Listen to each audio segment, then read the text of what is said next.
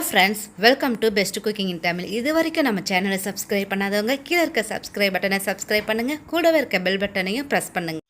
இன்றைக்கி நம்ம ஒரு ஸ்வீட்டான ஹெல்தி ரெசிபி தாங்க பார்க்க போகிறோம். வாங்க இது எப்படி செய்யலாங்கிறதும் பார்க்கலாம். இப்போ நம்ம இந்த குழிப்பணியாரம் செய்கிறதுக்கு ஒரு அகலமான ஒரு பவுல் எடுத்துக்கோங்க. இதில் நான் ஒரு கப் அளவு கோதுமை மாவு போட்டுக்கிறேன். இப்போ நமக்கு ஒரு கப் கோதுமை மாவுக்கு நமக்கு அரை கப் அளவு, அதாவது அரை கப்புக்கும் கொஞ்சம் கம்மியாக நான் வெல்லம் எடுத்துருக்கேன். வெல்லம் நல்லா பொடி பண்ணி எடுத்துருக்குறேங்க. அதை இதில் போட்டுருங்க. இதோடு நம்ம ஒரு 1/4 கப் அளவு தேங்காய் துருவல் எடுத்துக்கோங்க. தேங்காய் துருவல் ஆட் பண்ணுறதுனால ரொம்ப டேஸ்ட்டாக இருக்கும். குழந்தைங்களும் ரொம்ப விரும்பியும் சாப்பிடுவாங்க. இப்போ நீங்கள் தேங்காய் பூ ஆட் பண்ணாமல் கூட செய்யலாம். ஆனால் தேங்காய் பூ போட்டு பாருங்களேன், ரொம்ப டேஸ்ட்டாக இருக்கும். இதோடு நான் ஒரு ஏலக்காய் நல்லா பொடி பண்ணி வச்சுருக்கேன். அதையும் இதில் போட்டுக்கோங்க. இப்போ இதில் நான் ஒரு பிஞ்ச் அளவுக்கு உப்பு சேர்த்துக்கிறேங்க. எப்போவுமே நம்ம இனிப்பு சேர்க்கும் போது ஒரு பிஞ்ச் அளவு உப்பு சேர்க்கும் போது நமக்கு டேஸ்ட் ரொம்பவும் அருமையாக இருக்கும். இப்போ இது எல்லாத்தையுமே நல்லா மிக்ஸ் பண்ணிக்கோங்க. இப்போ நம்ம நான் வெல்லத்தை நல்லா துருவி போட்டுக்கிறனால எனக்கு இதில் நம்ம தண்ணி ஊற்றி மிக்ஸ் பண்ணும்போது நல்லாவே கரைஞ்சிரும். அப்படி இல்லைன்னா நீங்கள் என்ன பண்ணுறீங்க, அதை பாகா கூட கரைச்சி கூட நம்ம இதில் ஊற்றலாம். இப்போ இதில் நம்ம கொஞ்சம் கொஞ்சமாக தண்ணி ஆட் பண்ணிவிட்டு கொஞ்சம் கெட்டியாக தான் இதை நம்ம கரைச்சிக்கணும்.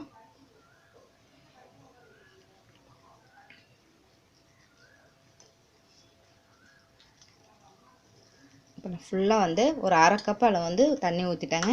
ஊற்றிட்டு ஃபுல்லாகவே நல்லா மிக்ஸ் பண்ணிடுங்க. நமக்கு வெல்லமும் இதில் நல்லா என்ன ஆகும்னா உங்களுக்கு கரைய ஆரம்பிக்கும். பாருங்கள், இந்த அளவுக்கு கொஞ்சம் நல்லா கெட்டியாக இருக்கணும். அதாவது இட்லி மாவு பதத்துக்கு நமக்கு கொஞ்சம் கெட்டியாகவே இருக்கணுங்க.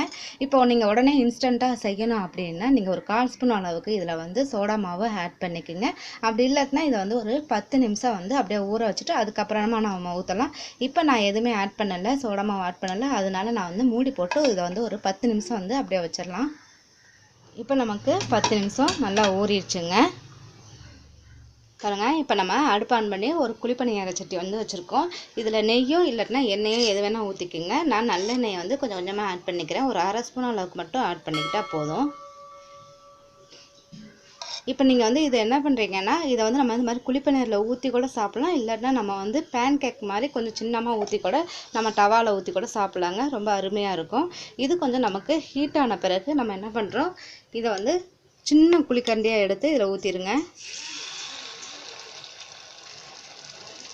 இதே மாதிரி எல்லாத்துலேயும் ஊற்றிடலாம் நம்ம. இப்போ நம்ம இது மாதிரி எல்லா இடத்துலையும் ஊற்றின பிறகு நீங்கள் என்ன பண்ணுறீங்க, இதை ஒரு மூடி போட்டு மூடி வச்சுருங்க. அதுவும் இல்லாமல் லோ ஃப்ளேமில் வச்சுருங்க. அப்போ தான் உங்களுக்கு அது வெந்து வரும். அதுக்கப்புறம் நம்ம ஒரு 5 நிமிஷம் கழித்து இதை திருப்பி விட்டுக்கலாம்.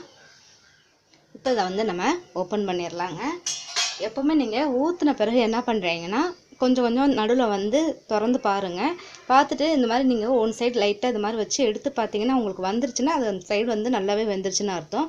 அப்படி இருக்கும்போது நீங்கள் என்ன பண்ணுறீங்க, இதை அப்படியே நல்லா திருப்பி விட்டுறலாம். அது மாதிரி அடுப்பை நல்லா லோ ஃப்ளேமில் வைக்கணுங்க. ஏன்னா இதுக்கு நம்ம மாவு குழியில் ஊற்றுறதுனால நமக்கு ஒரே இடத்துல தான் அது இருக்கும். அதனால் வேகிறதுக்கு கொஞ்சம் லேட் ஆகும். அதனால் அடுப்பை நல்லா ஃப்ளேமை ஸ்லிம்மில் வச்சுக்கோங்க. இப்போ இந்த மாதிரி ஃபுல்லாகவே நல்லா திருப்பி விட்டுறலாம். இப்போ இதை நம்ம ஓப்பன் பண்ணிடலாங்க. பாருங்கள், இந்த மாதிரி நீங்கள் திருப்பி விட்டாலே தெரியும் உங்களுக்கு இது நல்லாவே குக் ஆகிடுச்சு பாருங்கள். இப்போ இந்த ஸ்டேஜில் இதை நம்ம எடுத்துடலாம். எடுத்து ஒரு பிளேட்டில் வச்சுருங்க. பாருங்கள், இப்போ நமக்கு ஒரு அருமையான ஸ்வீட்டான கோதுமை குழிப்பணியாரம் ரெடி ஆயிடுச்சு. கண்டிப்பாக ட்ரை பண்ணி பாருங்கள். இது சூப்பரான ஒரு பிரேக்ஃபாஸ்ட்டாக இருக்கும். கண்டிப்பாக ட்ரை பண்ணி பார்த்துட்டு உங்கள்